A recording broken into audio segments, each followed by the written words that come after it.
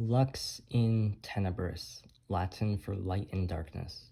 This phrase was on the logo of the American Colonization Society, and their mission was to find that light in an age of grim racial politics in America.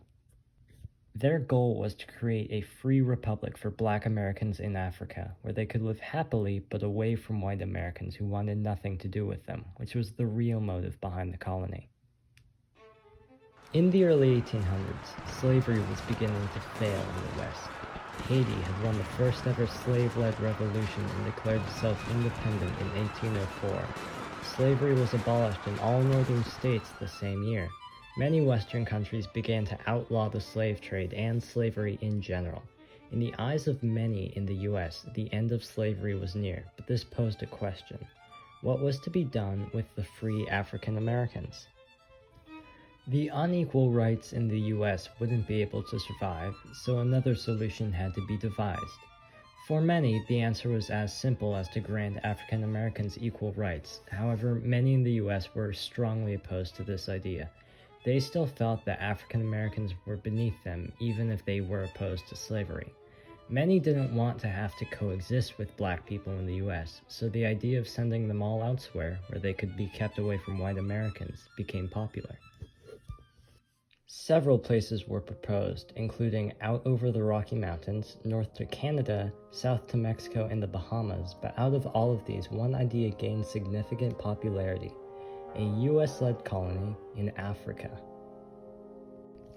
To make this idea a reality, in 1816 Robert Finley and other white men who supported the colonization movement founded the American Colonization Society, with the goal to establish a colony in West Africa for free African Americans.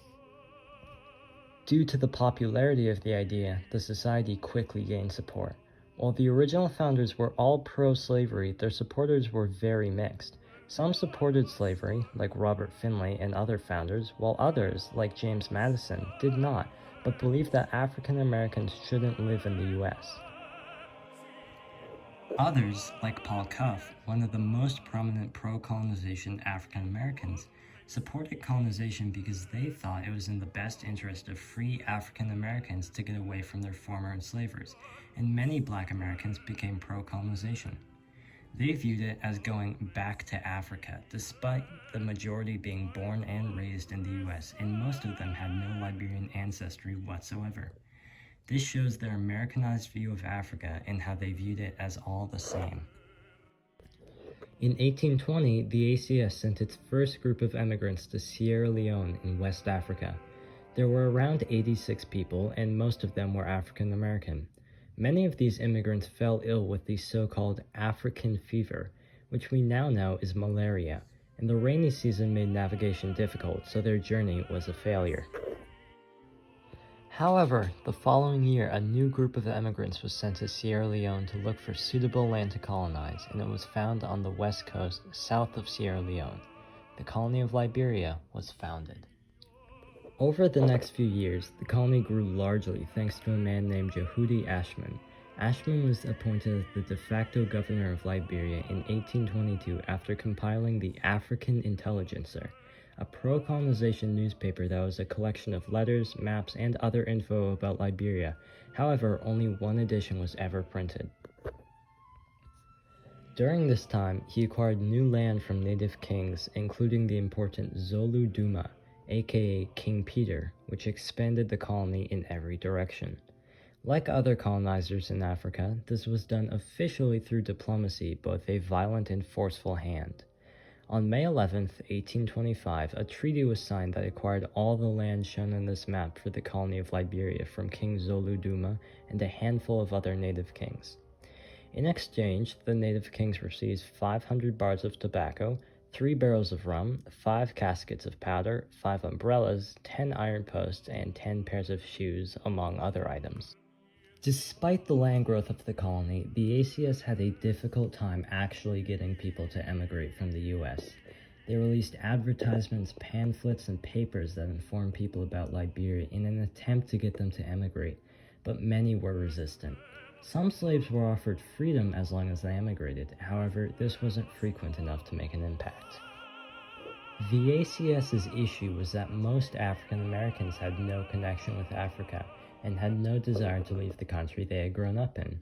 Some African Americans did view Africa as their home, even if they had been away for several generations, but these people were the minority, and so the ACS had a difficult time populating their colony. Some states, like Connecticut and Virginia, founded their own colonization societies, which mostly had the goal of getting people to emigrate from their state to Liberia. These state colonization societies appeared in both slave states and states where slavery had been outlawed. They helped a lot in populating the colony, even though they were not officially a part of the ACS. The funding for the ACS came from several places. While they could never get funding from the federal government, they did get grants from certain state governments. They also received a lot of their funding from individual donations. People could donate to become members for life of the ACS, and in return they would receive an ACS certificate with their name.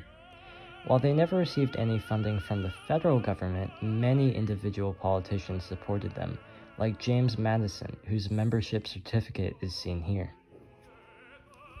However, this funding wasn't enough, and eventually the colony that was once hailed as the solution to American racial politics was nothing more than a financial burden. So, on July 26, 1847, the ACS told the Liberian government to declare independence after 25 years of being a colony, and they did, becoming the first republic in Africa.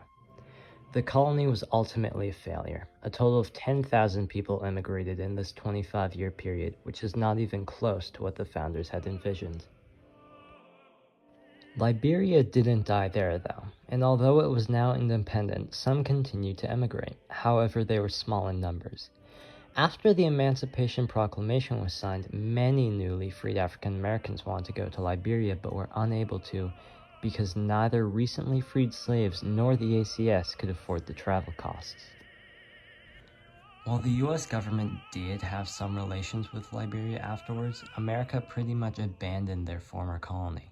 Liberia was left poor and underdeveloped.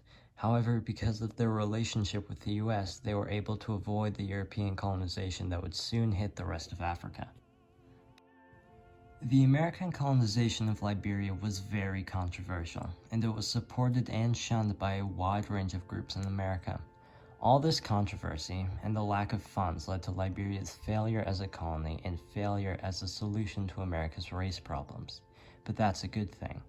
While the ACS claimed its mission was to create a new state where African Americans could live happily, the real motive was to separate African Americans from white Americans once they could no longer be used as slaves. This event is of no real significance to the US, just a failed experiment, but it set the very foundation for the country of Liberia, and it set it up for disaster.